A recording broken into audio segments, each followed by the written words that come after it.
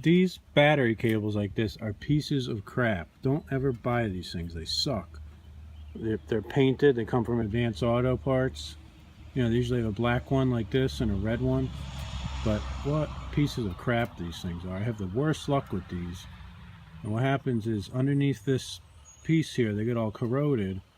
And then you got no connection. And, you know, I'd rather buy the ones that come pre-constructed, where you buy them and they're 18-inch long cable or something. They have a crimped on end instead of these piece of crap bolt-on jobs. But I'm not getting any current through them, and I don't have time right now to dick around with it to clean them up and everything. So I'll have to park this project until tomorrow. Well, John Deere fired right up. Just had to jump it. I didn't need any ether or anything. The thing just fired right up. Got a flat front I got to fix, but other than that, runs pretty good.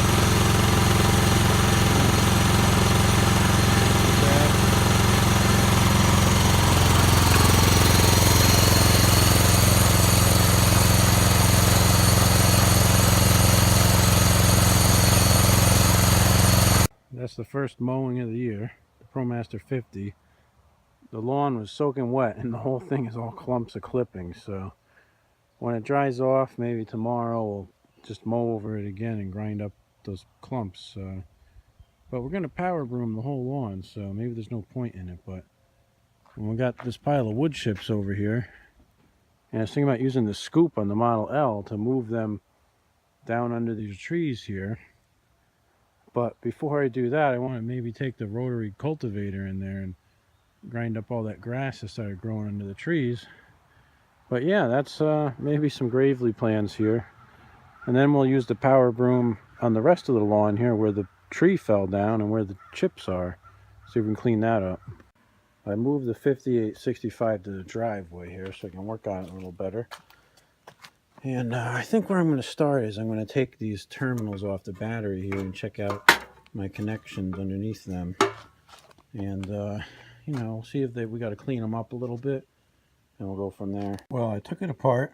And it's not all that bad in there, but it's bad. So I'm just going to take a wire wheel to this. Try to clean up all that rust that's on there. And, you know, I guess in a perfect world, maybe you'd put something in there like dielectric grease or something like that so that this doesn't happen.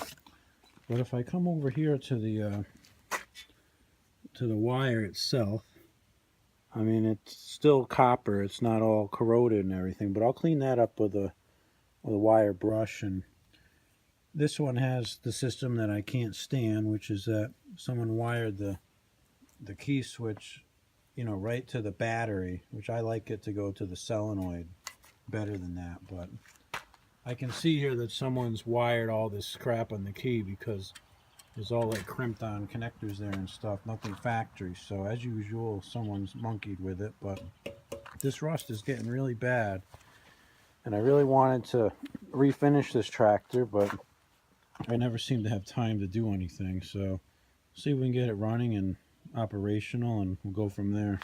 Yeah, we've got these cleaned up nice and shiny. I even hit the outside of it here where the paint was so I could get the jumper cable on there a little better than it normally is. So I'll put this back together and let's see what happens.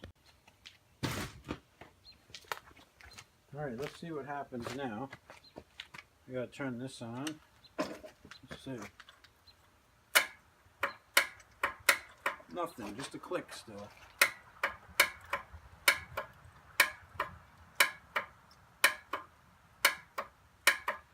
Not cool.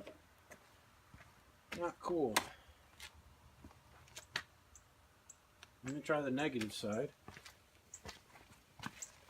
Well, I've got the jumper box hooked right onto the starter now just to test that, and I got nothing. So I think I'm going to take the starter off and bring it over to the bench and do a little investigation on that starter and see if something is fried in there or what. You know, it's been sitting outside for so long that very well could be that water got in there and screwed up something. So let's do that. All right, let's check the starter out. So anyways, the two bolts are so rusted into the block that I had to use a breaker bar to get it loose, and I thought I was going to snap the bolt off.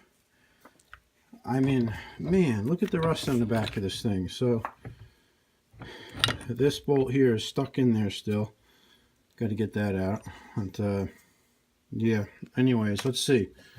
So I'm wondering if, you know, it had a good ground. I think it did. You can see there's fresh metal there where it was on the block, but let me bolt it in the vise here for a second. All right, so here's the deal. Like, I just grabbed it. The Bendix comes up, and it was frozen pretty good. Like, the bearings were stuck.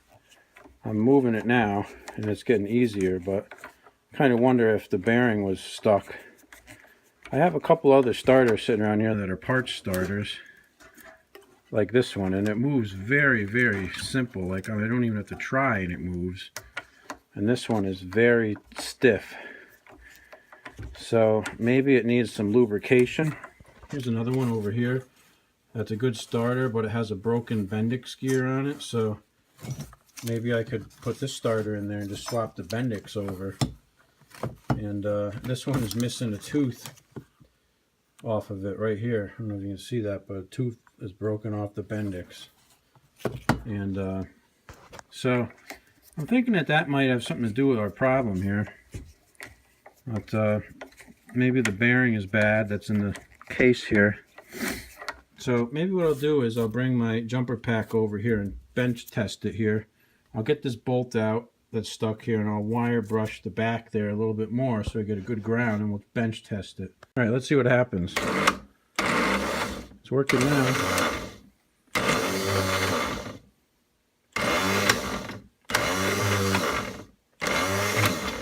Let me see if it's any easier to move. Oh yeah.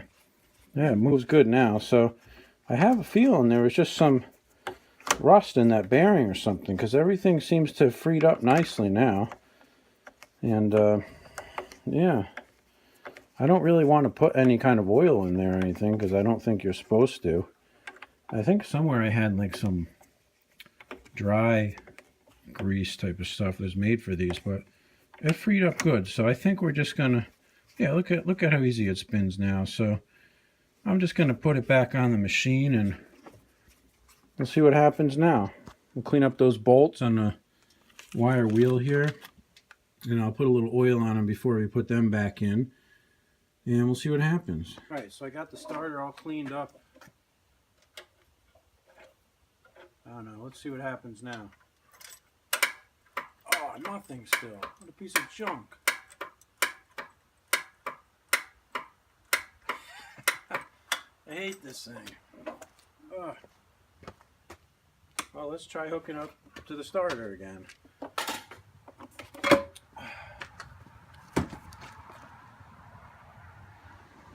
Piece of crap.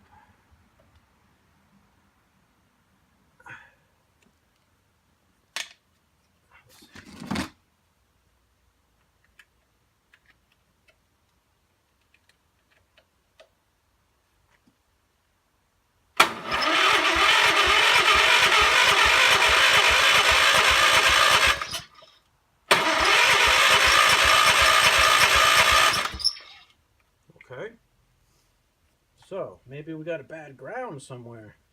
Starter's turning. That's a good sign. Actually, the ground has to be good because I haven't hooked up to the battery cable side. Maybe I'm just not getting a good connection up here. I've made my solenoid screwed up.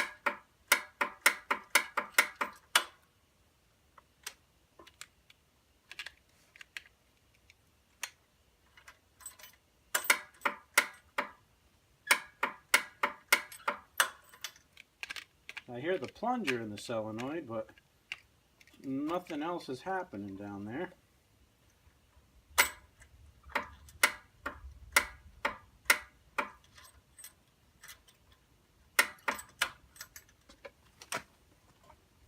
Maybe I need my voltmeter here and test around with that some more and cover up this hot thing with this glove so that doesn't hit something and arc out.